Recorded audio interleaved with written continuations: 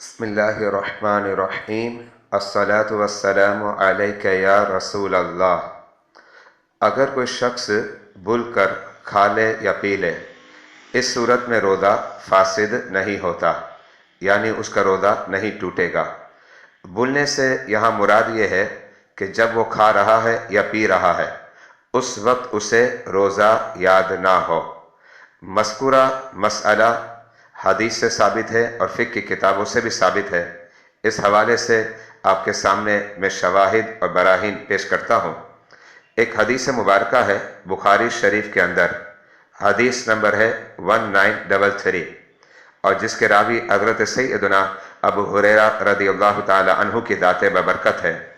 نبی اکرم صلی اللہ تعالی علیہ وآلہ وبارک وسلم نے ارشاد فرمایا، اذا نسی فاکل وشرب، جب کوئی شخص بھول کر کھا لے یا پی لے، فلیتم صومہ، تو وہ اپنے روزے کو مکمل کر لے۔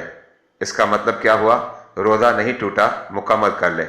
پھر آگے اللہ کے حبیب علیہ الصلوۃ والسلام نے ارشاد فرمایا، فإنما أطعمه الله وسقاه، یہ ایسا عظیم شخص ہے کہ رب نے اسے کھلایا اور پلایا ہے۔ اس کے علاوہ فقہ کی بڑی مشہور کتاب ہے فقہ حنفی کی، جس کا نام ہے نور الایضاح۔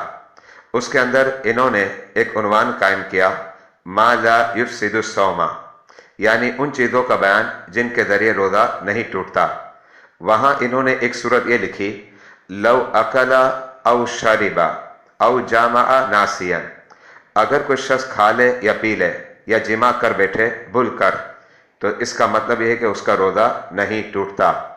اچھا، اب بھول کر کھا لے پی لے، اس سے مراد جو میں نے بیان کیا تھا کہ کھاتے وقت اور پیتے وقت روزہ یاد نہ ہو، حاشیہ تحتاوی میں کتاب الصوم کے تحت اس لفظ کی وضاحت کی گئی ہے، اور وہاں عبارت اس انداز میں ہے، النسیان عدم استحضار الشیء عند الحاجۃ، جس کا مطلب یہ ہے کہ نسیان اور بھولنا اس کو کہتے ہیں کہ شے ذہن میں موجود نہ ہو ضرورت کے وقت، جس کا مطلب یہ نکلا کہ کھاتے اور پیتے وقت جو ہے روزہ یاد نہ ہو۔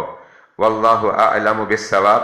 محمد وسیم ضیائی، مرکز العلوم الاسلامی اکیڈمی، بادامی مسجد، مٹھادر، کراچی، پاکستان۔